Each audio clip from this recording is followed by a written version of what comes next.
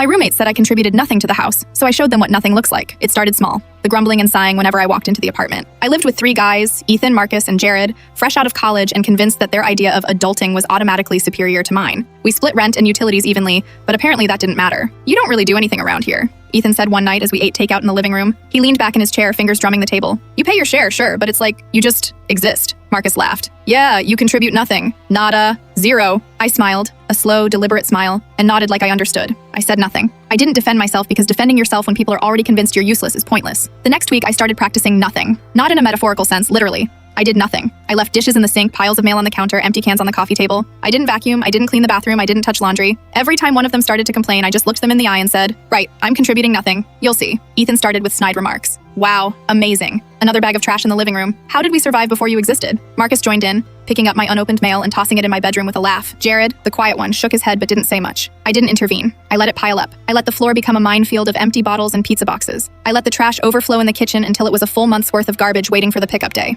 I left the bathroom mirror streaked, the toilet unflushed if I could help it, towels balled up on the floor. It got worse before it got better. I noticed their irritation mounting like a storm they couldn't name. Ethan started muttering under his breath about how lazy I was. Marcus slammed doors. Jared, poor Jared, muttered that he wished I'd at least try. Then I started disappearing. Not entirely, of course, I still went to work, but I stopped participating in the social energy of the apartment. If they played music, I left my room. If they watched TV together, I stayed behind closed doors with headphones. If someone cooked, I didn't offer to help or clean up. It culminated one Saturday morning. Marcus came into my room, waving a half-eaten burrito. Dude, seriously, are you even living here? We had a bathroom flood yesterday and you didn't do anything. Did you even notice? I nodded slowly. Yeah, I said. I noticed. I'm doing exactly what you asked. I'm showing you what nothing looks like. They stared at me like I'd grown a second head. Ethan laughed, but it was forced. You can't just be nothing. I let it sit there. A week later, the cleaning started. Not by me, of course. Ethan called a meeting, Marcus brought cleaning supplies, Jared made a list. They scrubbed, mopped, and sanitized like maniacs, glaring at me occasionally. I sat in the living room, sipping coffee, reading a book, watching them discover how exhausting it is to maintain a space that one person actively refuses to touch. By the end of the month, they were quieter. Less talking, less bragging about who did what. They stopped calling me useless because the apartment had become a direct reflection of their words. When I said I contributed nothing,